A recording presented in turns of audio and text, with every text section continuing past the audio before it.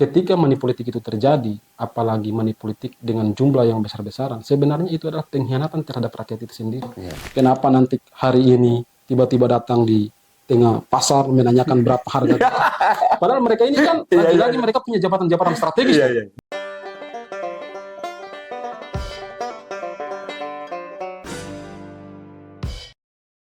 Oke, baik. Bismillah. Assalamualaikum warahmatullahi wabarakatuh. Berjumpa bersama Henry Majid. Pada konten kami kali ini, kami sudah kehadiran intelektual dari Jakarta. Pak dosen ini. Siap. Namanya Untung Alpaudi. Nah, nanti kalau beliau di saat membawakan materinya nanti ke depan, nanti beliau juga spill nama dan gelar ya. Karena baru sekali ini kami didatangi oleh seorang intelektual yang sangat lama di Jakarta. Sudah berapa tahun Jakarta? Kurang lebih di Jakarta 2019, 5 tahun. 5 tahun. Sudah cukup panjang juga Lumayan. proses di sana ya. Lumayan, Jakarta 5 tahun lumayan. Datang ke sini dalam rangka untuk pilkada atau seperti apa ini? Sebenarnya datang di Wakatobi ini kan karena memang pada dasarnya kita sebagai anak perantauan ini kan rindu akan pulang, Iya. ya kan? Karena kalau kita lihat Wakatobi ini kan, ya begitulah namanya kita rindu rumah ya kita harus pulang lah. Apalagi ada momentum besar ini ya. Hajatan besar orang banyak ini. Ya, tapi saya mencoba menggiring itu karena pembahasan kita kali ini kita harus bahas, ya kita spill lah tentang politik yang ada di Boleh lah. kabupaten ini. Iya, iya, iya. Dari Jakarta, ya katanya sudah 5 tahun. Apa yang menjadi bacaan teman-teman di Jakarta terhadap perpolitikan yang ada hari ini di Kabupaten Wakatobi? Iya, sebenarnya kami ketika di Jakarta, karena memang di Jakarta itu pada dasarnya diskusinya itu pada lingkup intelektual, Ya, tataran-tataran diskusinya itu memang ekosistem kita itu adalah akademisi. ya, Sebenarnya Wakatobi kalau kita jadikan sebagai spot untuk diskusi, ya, apalagi kita membaca hari ini ada perhelatan akbar ya. pesta rakyat Hajatan orang Iya, banyak ini. pilkada tahun 2024, memang pada dasarnya kami sebagai intelektual generasi muda ingin menitik beratkan bahwa siapapun yang terpilih ke depan adalah memang benar-benar lahir dari kejujuran aspirasi dari rakyat itu sendiri. Seperti itu. Ya, Jadi memang kalau kita melihat pilkada Wakatobi secara utuh, kan kita lihat sekarang bahwa ada 2 pasangan calon. ya, Kedua-duanya ini memiliki rekam jejak baik di birokrasi maupun politisi. ya. Bukan penyelundup ya? Bukan mereka ini lahir dari lingkup yang sama. Ya, ya. Tetapi kalau pada tataran pemilih-pemilih intelektual, apalagi kami, yang pertama dilihat itu adalah visi, Ya, visi. gagasannya. Ya. Kira-kira apa yang ditawarkan oleh para kandidat ini dalam aspek visi misi. Ya.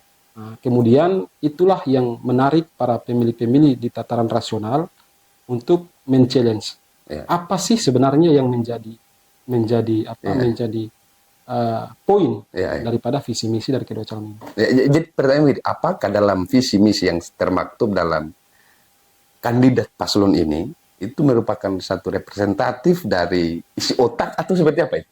Sebenarnya kalau kita melihat secara umum, Ya, ya, ya. para kandidat bupati, gubernur, bahkan presiden, itu visi misi itu kan sebenarnya hasil pikiran yang dituangkan di dalam konsep visi misi itu. Ya.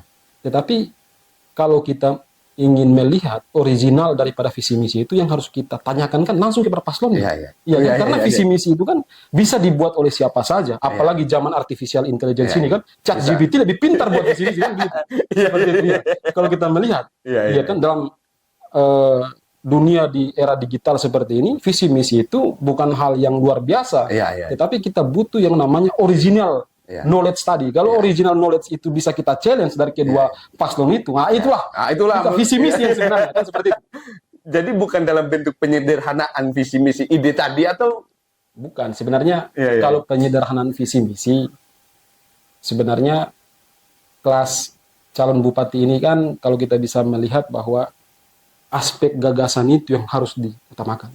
Oke. Gagasan-gagasan besar itu yang harus diutamakan. Ya, Karena kalau kita berpikir bahwa menyederhanakan visi misi, itu sebenarnya kebutuhan masyarakat untuk memahami visi misi dari kedua kandidat paslon tadi.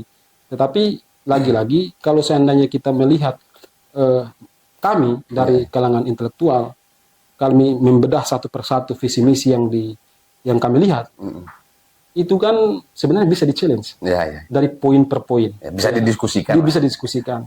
Makanya kalau menurut kami bahwa visi misi yang original itu adalah otentik yang keluar dari isi pikirannya. Dari sang paslon ini. Bukan yang ditebar lewat flyer dan lain sebagainya, bukan. Tetapi bagaimana kita mendebat atau kita men-challenge, kita berdiskusi dan berdebat dengan kandidat-kandidat tersebut. Iya kan? Karena Bapak tahu sendiri bahwa era digital hari ini visi misi itu bukan hal yang ditutupi. Kita buka browsing, ChatGPT dan lain sebagainya, artifisial itu lebih cerdas untuk membuat visi misi. Ada ruang. Gitu.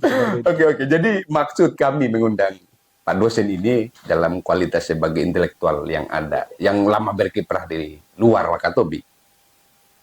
Ya makanya tadi dalam pembuka tadi saya antar untuk melihat Wakatobi ini pada skop yang lebih terperinci lagi dalam proses perhelatan politiknya. Ini kan dalam kapasitas kita sebagai intelektual muda, kita kan paling anti sebenarnya yang ya nanti juga akan pada akhirnya kita berhadapan dengan mali politik ini. Tentang politik uang yang ya mungkin pada hari ini belum kita temukan. Tapi mungkin ada saatnya oleh paslon-paslon tertentu itu akan memainkan peranan money politik tadi ini. Apa yang harus kita siapkan sebagai intelektual, sebagai kaum-kaum intelektual, ya paling tidak untuk membentengi diri. Ya bahwa boleh kita ambil uangnya, tapi kita sudah punya persiapan memilih kandidat atau seperti apa itu? Sebenarnya kalau money politik ini bukan masalah baru. Ini kan problem besar, problem bangsa ini sebenarnya. Bukan hanya Wakatobi, tetapi seluruh di Indonesia. Money politik itu adalah salah satu wabah yang benar-benar ibaratkan dijadikan sebagai pandemi berpolitik kita di tanah air kan, di Indonesia khususnya. Kita sebagai intelektual pada dasarnya ketika berhadapan dengan masyarakat, lagi-lagi yang harus kita berikan edukasi itu adalah bagaimana rekam jejak dari paslon tersebut. Itu dulu yang pertama, indikator pertama. Indikator kedua adalah bagaimana gagasan-gagasan itu tercurahkan dalam bentuk yang tadi yang Bapak bilang tadi. Visi misi tadi, ya kan? Nah, setelah visi misi, kita lihat sasaran strategis yang dibentuk itu apa. Ya kan? Nah, kalau seandainya apa yang membuat kita ke depan bisa membentengi diri untuk menghindari money politik, saya rasa masyarakat itu punya hukum tersendiri buat para politisi. Karena kalau kita lihat untuk Wakatobi, Kabupaten Wakatobi, di Sulawesi Tenggara 17 kabupaten kota, tidak bisa ternafikan bahwa money politik itu masih sangat luar biasa dijadikan sebagai peran utama di dalam perpolitikan kita. Tetapi lagi-lagi masyarakat itu diberikan kemandirian. Masyarakat itu diberikan keluasaan untuk melakukan penentuan pasangan calon mereka. Kita berharap bahwa ketika money politik itu terjadi, apalagi money politik dengan jumlah yang besar-besaran, sebenarnya itu adalah pengkhianatan terhadap rakyat itu sendiri. Itu adalah merupakan pembodohan terhadap demokrasi kita. Tetapi lagi-lagi, karena memang sistem sudah membentuk seperti itu, kultur pemilih politik kita juga seperti itu. Masyarakat lagi-lagi itu mereka itu terperangkap dalam jebakan politik para elit. Nah ini menarik ini. Terjebakan para elit. Makanya kadang-kala saya pernah dengar suatu quotes bahwa masyarakat itu sengaja dimiskinkan untuk bagaimana para kepentingan politik elit tadi menggunakan money politik untuk melakukan kekuasaan. Membuat ketergantungan dulu ya. Karena kalau seandainya money politik masih jadi indikator utama, maka kami para intelektual tidak memiliki ruang. Tidak memiliki ruang dalam artian bukan untuk berpolitik. Tetapi bagaimana bahasa narasi kami ini untuk bisa didengarkan oleh masyarakat. Jadi dengan platform digital seperti ini merupakan salah satu edukasi yang bagus bagi masyarakat ke depan, karena kita menginginkan Wakatobi ini melahirkan pemimpin-pemimpin terbaiknya, bagaimana Wakatobi melahirkan figur-figur terbaik ke depan untuk bisa membawa citra Wakatobi ini di kancah internasional. Itu yang kita inginkan. Jadi kami menginginkan figur itu adalah figur-figur yang mampu berinteraksi dengan masyarakat internasional, bagaimana gagasan berwakatobi ke depan seperti apa. Kita tidak menginginkan pemimpin yang hanya berpikir tentang hari ini, hari esok, apalagi dia berpikir tentang kelompoknya, saudaranya, keluarganya. Itu yang kita tidak inginkan. Tetapi bagaimana ke depan masyarakat itu melihat figur pemimpin ini, ternyata sosok pemimpin ke depan ini adalah sosok pemimpin yang mampu memberikan gambaran bahwa ternyata visi Kabupaten Wakatobi itu sudah bisa bergaul dengan di kancah internasional. Jadi saya punya pemikiran, ini personal. Jadi ini kan, ini yang menjadi lucu juga di bangsa ini, spesifik yang ada di kabupaten kita ini, Kabupaten Wakatobi, bahwa orang tidak lagi memandang bahwa apakah calon pemimpin itu punya ide, apakah pemimpin itu punya gagasan, atau apakah politisi yang sekarang ini punya narasi intelektual yang bagus atau tidak. Yang menentukan sekarang itu adalah tentang seberapa berani mereka mengeluarkan politik uang tadi itu. Berarti politik nominal.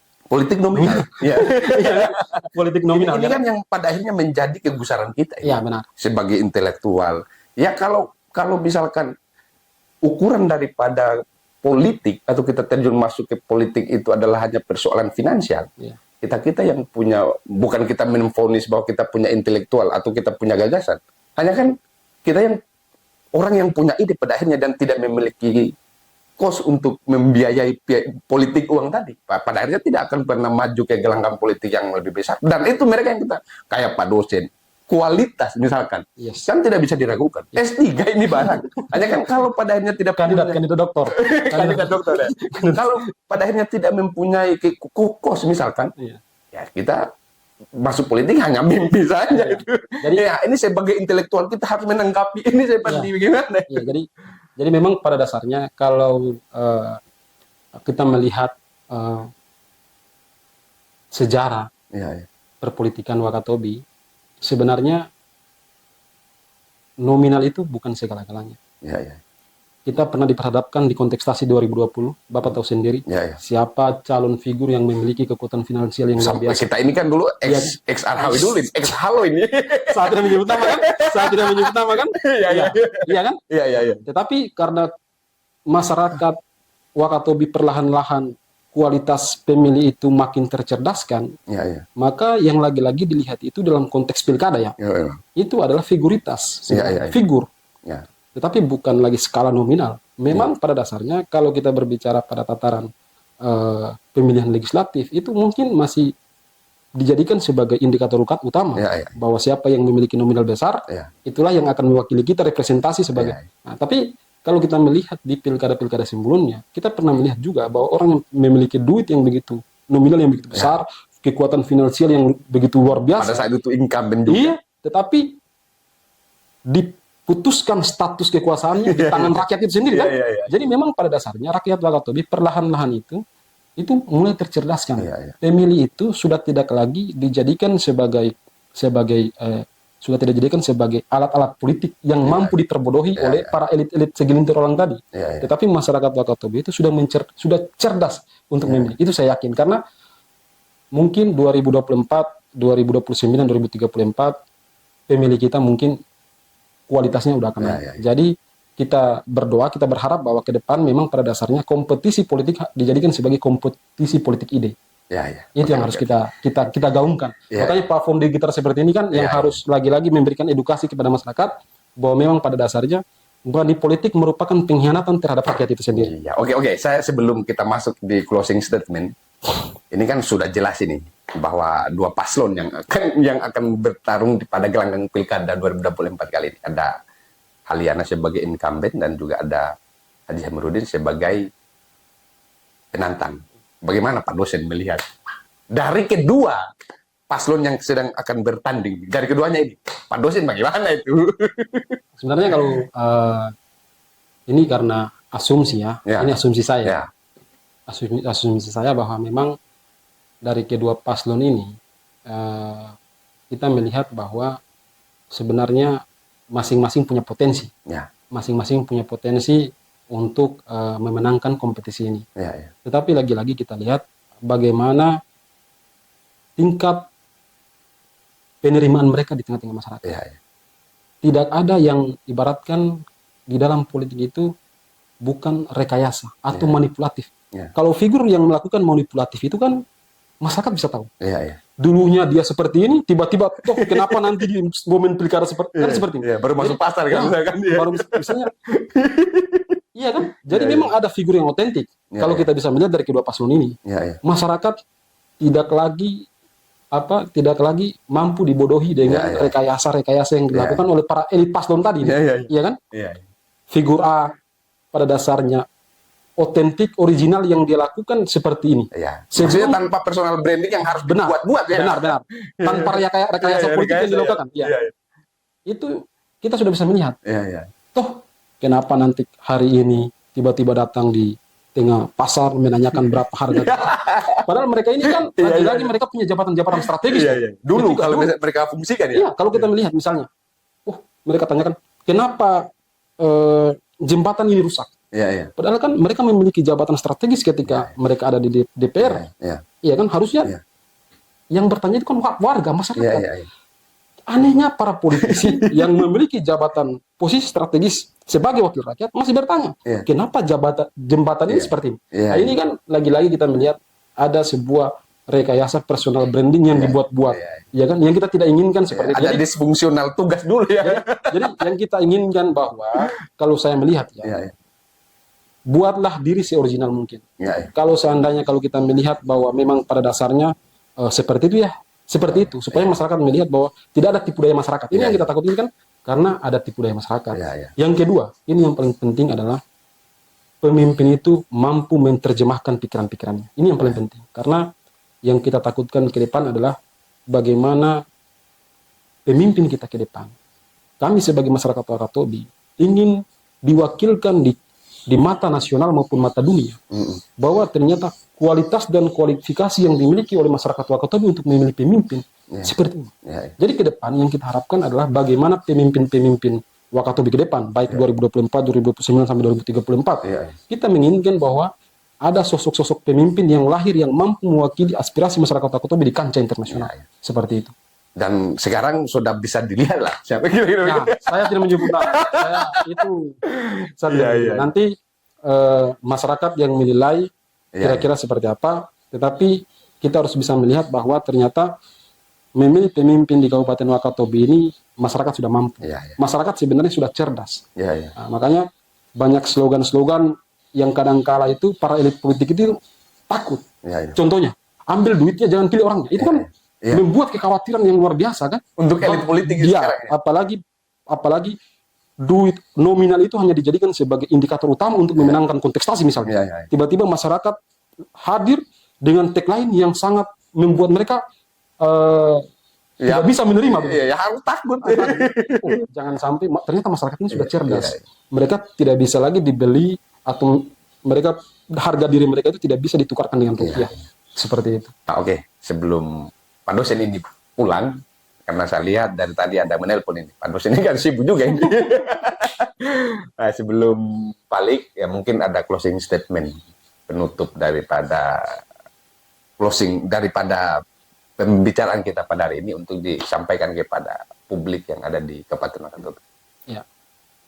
Terima kasih. Pertama saya ucapkan terima kasih dan rasa terhormat diundang di platform digital yang luar biasa sebagai generasi muda mampu melihat potensi proses digitalisasi yang ada di khususnya Indonesia. Sekarang kita lihat kecepatan teknologi yang sangat luar biasa sehingga Pak Hendrik mampu memberikan kita wadah untuk menyampaikan beberapa gagasan-gagasan penting, apalagi terkait dengan momentum-momentum yang akan kita hadapi ke depan. Yang pertama adalah bagaimana para pemimpin atau kandidat ke depan di Pilkada 2024 ini, aspek pertama adalah pendidikan, peningkatan sumber daya manusia. sehebat apapun sumber daya alam yang kita miliki, leading sektor di Kabupaten Pariwisata, di Kabupaten Wakatobi adalah pariwisata, tetapi tidak didukung oleh SDM yang berkualitas, itu sama saja bohong. Ya. Yang kedua adalah aspek kesehatan. Aspek kesehatan penting, karena para wisatawan ketika mereka sakit, ketika mereka berobat, kesan yang itu yang langsung mereka terima. Ya. Bahwa ternyata fasilitas kesehatan yang dimiliki oleh Kabupaten Wakatobi ini sudah berstandar nasional maupun internasional. Cukup memadai. Cukup memadai. Setelah kesehatan, bagaimana kita lihat sektor perikanan. Ya. Sektor perikanan harus kita lihat bahwa di Kabupaten Wakatobi ini hanya 2 kelompok yang harus diperhatikan. Yang pertama petani, yang kedua adalah nelayan. Ya, ya. Itulah aspek utama yang harus dilihat oleh para kandidat kita. Jadi yang kami harap dari kalangan intelektual adalah bagaimana pendidikan diperhatikan, kesehatan diperhatikan, pariwisata kita diperhatikan, dan lain sebagainya. Ya. Nah, makanya yang kita harus sampaikan kepada masyarakat adalah ketika memilih pemimpin, lihat rekam jejaknya, lihat visinya, dan lihat apa yang pernah dia lakukan selama dia menjabat dan dia memimpin. Ini penting. Ya. Karena jangan sampai ketika hanya punya kepentingan politik sesaat, tiba-tiba melakukan rekayasa yang sedemikian rupa. Ini yang kita tidak inginkan. Tiba-tiba kan? Iya, jadi yang kita pilih ke depan ini adalah original pemimpin yang lahir dari pikirannya, Ya. otentik gagasannya, bukan yang hasil dari rekayasa oleh personal branding yang Bapak katakan tadi. Plot twist. Iya, tiba-tiba datang ke pasar, belusukan dan sebagainya. Padahal bukan karakternya dia. Ya. Yang kita inginkan adalah otentik yang lahir dari dirinya. Ya. Mungkin seperti itu. Oke, terima kasih sudah bersedia hadir untuk atas undangan yang kami sudah berikan ke Pak dosen ini. Ya, mungkin itu yang bisa kita sampaikan, lebih dan kurangnya mungkin fasilitas yang kami sediakan ke Pak dosen ini mungkin belum cukup mumpuni, ya. Tapi itulah, kita masih dalam proses untuk terus menjadi platform yang ada di Kabupaten Wakatobi. Itu yang bisa kami sampaikan. Saya Henry Majid, sampai berjumpa kembali di konten-konten kami selanjutnya. Kencang. Oke lah.